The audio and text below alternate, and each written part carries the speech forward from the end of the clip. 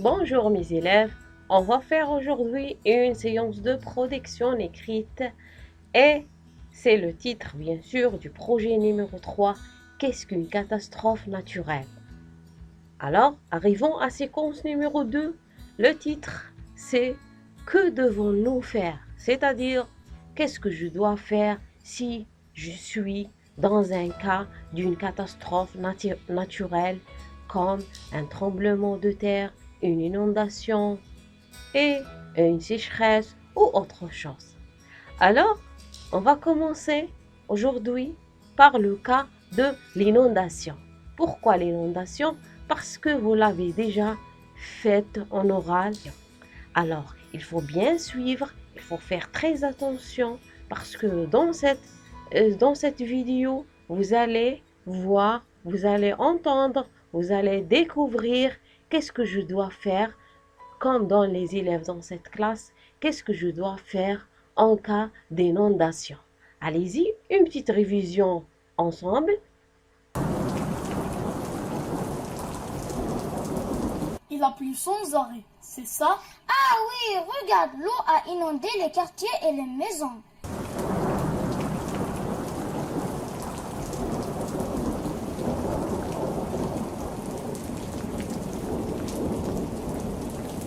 Eh bien, c'est une inondation.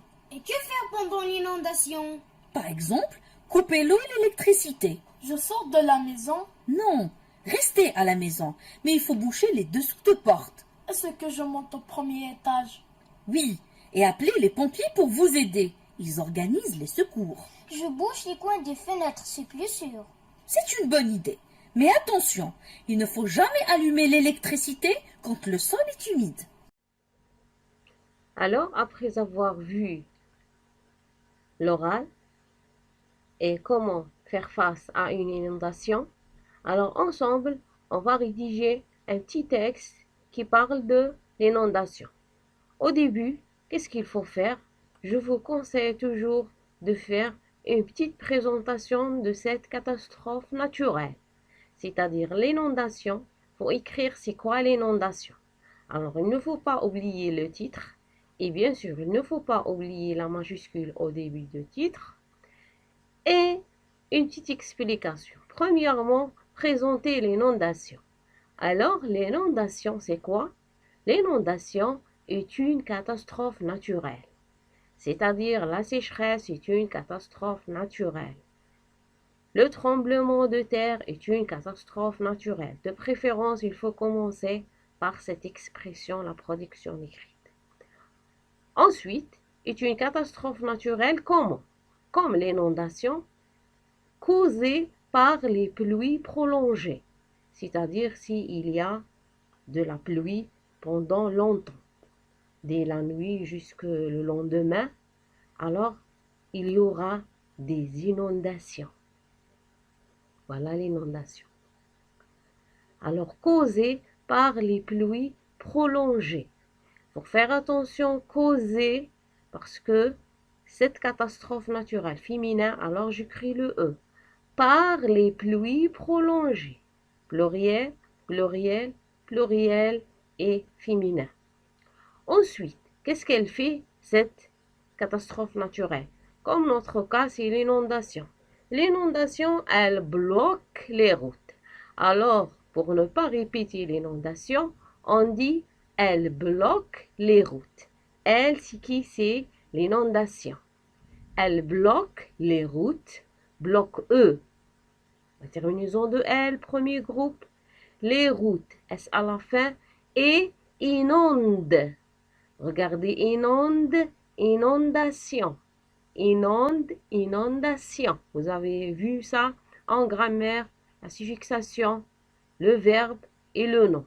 Inonde, inondation. Alors, elle bloque les routes et inonde les quartiers. Ça fait les quartiers et les maisons deviennent pleins de l'eau. Pendant l'inondation, c'est-à-dire s'il y a une inondation, je suis en pleine inondation, qu'est-ce que je dois faire moi comme un élève, comme un petit élève? Qu'est-ce que tu dois faire? Il faut écrire dans cette protection écrite. qu'est-ce qu'il faut faire comme vous l'avez vu déjà à l'oral? Il faut couper l'électricité. Si on parle du côté grammaire, on utilise il faut. Il faut couper. Regardez, ER, c'est l'infinitif. Pourquoi? Parce que le premier verbe est conjugué, le deuxième à l'infinitif. Il faut, T à la fin, le deuxième verbe à l'infinitif. Il faut couper l'électricité, boucher, la même chose, deuxième verbe, boucher les dessous des portes. C'est déjà expliqué à l'oral avec des images. Alors, les dessous de porte, il faut bien les boucher pour empêcher l'eau d'entrer à la maison. Et aussi, il faut boucher quoi? Il faut boucher les coins des fenêtres. Il faut bien boucher les fenêtres, toujours pour empêcher l'eau d'entrer à la maison. Il faut monter au premier étage. Très bien. C'est tout ça est déjà dit à l'oral. Il faut monter au premier étage et quoi? Appeler. Et appeler qui? Les pompiers. Alors appeler, n'oubliez pas, appeler, c'est un verbe de premier groupe. S'il est à l'infinitif comme ici appeler, alors il y a un seul L. Si il est conjugué avec un E muet, comme s'appelle, j'écris deux L. J'ai déjà expliqué ça dans la production écrite des animaux. Alors, et appeler les pompiers. C'est ça pour la production écrite, le premier modèle d'une inondation. Alors, qu'est-ce qu'il faut faire? Il faut bien voir et revoir la vidéo, une première, une deuxième, plusieurs fois.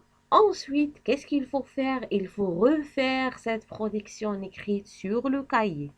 Il faut fermer, éteindre la vidéo et il faut répéter cette production écrite sur le cahier, bien sûr, à la maison.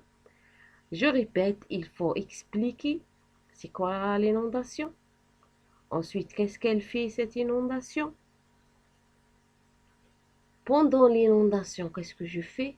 Couper l'électricité, boucher les dessous de porte, les coins de la fenêtre, monter au premier étage, appeler les pompiers. Essayez de refaire la chose et au revoir. Si vous avez des questions, vous n'avez pas compris quelque chose, laissez-moi des commentaires et je vais vous répondre. Allez-y, bonne chance, j'attends vos travaux. Au revoir.